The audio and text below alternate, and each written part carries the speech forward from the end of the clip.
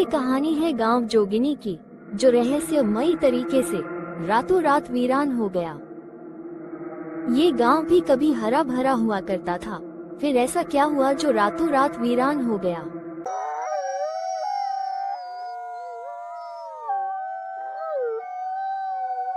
राकेश और अनूप दोनों को जंगल में रात हो जाती है।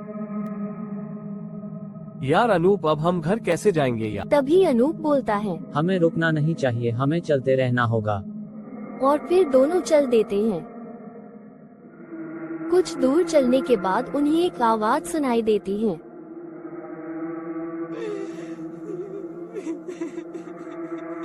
सुनते ही दोनों डर के मारे दौड़ने लगते हैं। आगे जाने पर उन्हें एक तांत्रिक दिखाई देता है। दोनों पास जाकर खड़े हो जाते हैं। तभी राकेश बोलता है, बाबा हम दोनों रास्ता भूल गए हैं, कृपया हमारी मदद करो, हम घर जाना चाहते हैं। मैं तुम्हारा कोई मदद नहीं कर सकता, क्योंकि रात को मेरी शक्तियां काम नहीं करती। ये जंगल बहुत ही डरावना है, यहाँ आने का मतलब मौत है। इस जंगल में रोने चीखने की आवाजें हमेशा सुनाई देती हैं। इतना सुनते ही अनूप बोलता है, हाँ, हमने भी रोने की आवाज सुनी है, कृपा करके हमें बताएं कि वो कौन थी। तभी तांत्रिक जोर जोर से हंसने लगता है।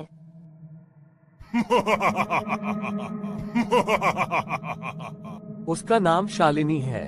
वो एक नरभक्षी है। वह अपनी सुंदरता से लोगों का शिकार करती है, फिर उन्हें मार देती है।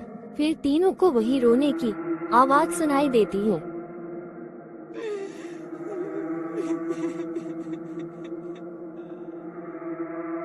चुड़ैल उड़ती हुई आती है,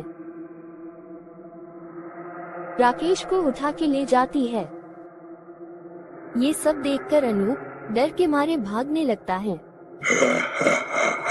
कुछ दूर जाने के बाद उसे एक घर दिखाई देता है। मदद की आश लगाएं, उस घर में जाने लगता है।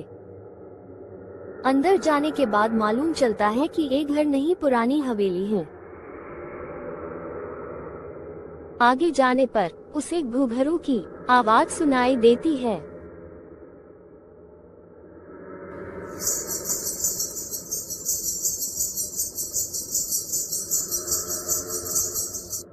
और अंदर जाने पर अनूप को एक औरत दिखाई देती है। उसकी चांद सा चमकता चेहरा, दूध सा सफेद शरीर, घुंघराले बाल, जैसे मानो कोई अप्सरा हो। अनूप उसे देखकर सब कुछ भूल जाता है। इतनी सुंदर महिला कभी नहीं देखा था। कामुक नजर से देखता ही रह जाता है। फिर औरत जाने लगती है और उसके पीछे पीछे अनूप भी चलने लगता है। ऐसा लगता है जैसे वो औरत के बस में हो।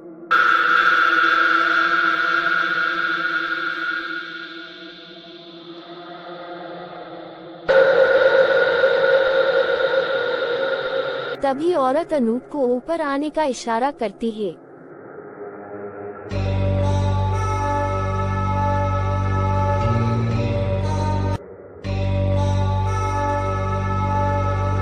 फिर हमें गांव का सीन दिखाया जाता है।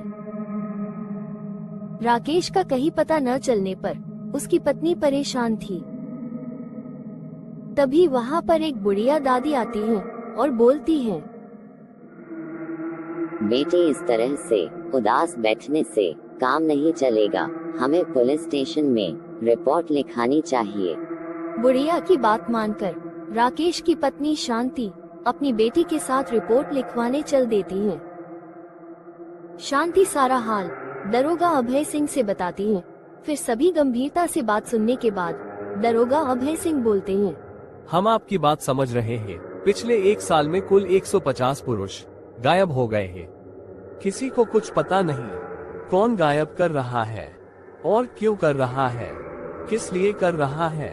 लाशें भी नहीं मिल रही है, कोई सबूत भी नहीं मिल रहा है। पहले तो सिर्फ जंगल में ही पुरुष गायब होते थे, लेकिन अब गांव में भी गायब हो रहे हैं। ठीक है, कुछ करते हैं। तभी राहुल नाम का लड़का अपनी गर्लफ्रेंड पिंकी से मिलने के लिए आधी रात को घर से बाहर निकलता है। कुछ दूर जाने पर राहुल को ऐसा लगता है जैसे उसके पीछे कोई आ रहा है। डर सा जाता है। फिर पीछे मुड़कर देखता है तो कोई नहीं था।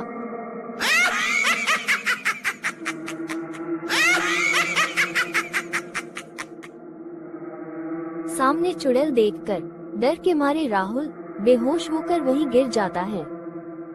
फिर चुड़ैल लेके उड़ जाती है। राहुल के घर वाले सभी घर में उदास बैठे थे। तभी एक छोटी बच्ची वहाँ पर आती है और बोलती है, पिंकी, बहुत देर से मैं तुम्हारा इंतजार कर रही थी। तू खेलने क्यों नहीं आई? चल ना, खेलने चलते हैं। पिंकी और उसकी सहेली आशा दोनों खेलने चल देती हैं। गांव में पंचायत बैठाई जाती है। गांव के मुखिया राजू सभी लोगों को बुला के बोलता है, कोई रात गांव में तो कोई जंगल में गायब हो रहा है दिन में। इसीलिए गांव में कोई भी रात में नहीं निकलेगा और नहीं कोई जंगल में जाएगा जब तक कौन गायब कर रहा है पता नहीं चल जाता। आज मुखिया जी का बेटा अंकित अपनी पढ़ाई खत्म करके घर आने वाला था और मुखिया जी अंकित से फोन पर बात कर रहे होते हैं। बेटा, गांव में क्या हो रहा है तुझे तो सब पता है, इसीलिए गांव में सिर्फ दिन में ही आना, रात में नहीं, और हाँ, जंगल के रास्ते मत आना। ठीक है, रखता हूँ। अंकित भूत प्रेत इन सब बातों को नहीं मानता, अपने पिता की बातों का यकीन नहीं करता है। उसे शहर में ही अंधेरा हो जाता है। अंधेरा होने की वजह से कोई वाहन नहीं मिलता है। शहर से गांव करीब 2 किलोमीटर होने की वजह से पैदल चल देता है। आगे जाने के बाद उसे अजीब तरह की आवाज सुनाई देती है।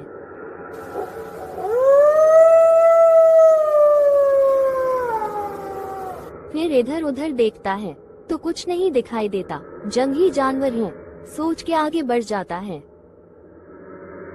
आगे जाने पर फिर उसे किसी के हंसने की आवाज सुनाई देती है। थोड़ा आगे जाने पर उसे वही तांत्रिक दिखाई देता है।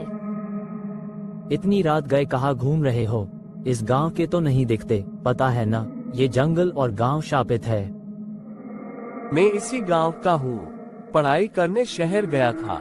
ज्यादा रात होने की वजह से गाड़ी भी नहीं मिली, इसीलिए पैदल चल रहा हूँ। ठीक है, जाओ, लेकिन इतना ध्यान रखना पीछे मुड़कर कभी मत देखना। किसी भी तरह का आवाज सुनाई दे, कोई बुलाए, कोई दिखे तो भी मत रुकना। आत्माएं किसी का भी रूप ले सकती है। तांत्रिक की बातें सुनकर अंकित चल देता है और सोचता है क्या ऐसा हो सकता है। तभी उसे एक आवाज सुनाई देती है, अंकित बेटा, मैं गड्ढे में गिर गई हूँ, मेरी मदद करो। अंकित अपनी मम्मी की आवाज सुनकर चौंक जाता है। तभी उसे तांत्रिक की बातें याद आ जाती हैं। ये मेरा मम्मी नहीं हो सकती, ये कोई छलावा है, सोचकर चल देता है। आगे जाने पर उसे फिर आवाज सुनाई देती है।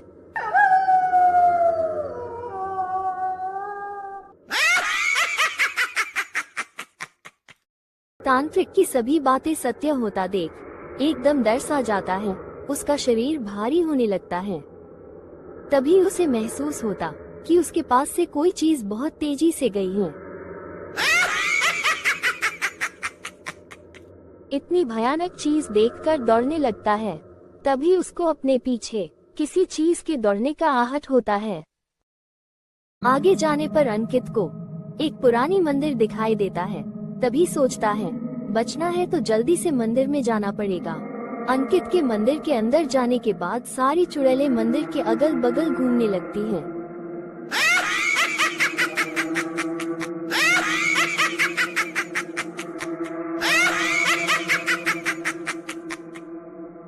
डरता हुआ अंकित मंदिर के अंदर घूमता है और सोचता है, यहाँ तो पहले कभी मंदिर नहीं था, फिर यहाँ मंदिर कैसे आया, और वो भी इतनी पुरानी। क्या है रहस्य इस मंदिर का और इस गांव का। सुबह होने के बाद अंकित की जैसे ही आंखें खुलती है तो इधर उधर का नजारा देखकर हैरान रह जाता है। तभी सोचता है रात को तो मैं मंदिर में था। तभी उसके दादाजी बोलते हैं, कल रात को किसी ने तुम्हें बेहोशी के हालत में घर लेके आया था। मैंने उसको इस गांव में पहली बार देखा। मैंने उससे बहुत पूछा पर उसने कुछ नहीं बोला और तुमको यहाँ सुलाकर चुपचाप चला गया। क्या तुम उसको जानते हो? कोई बात नहीं, तुम सही सलामत घर आ गए। बस हमारे लिए इतना ही काफी है।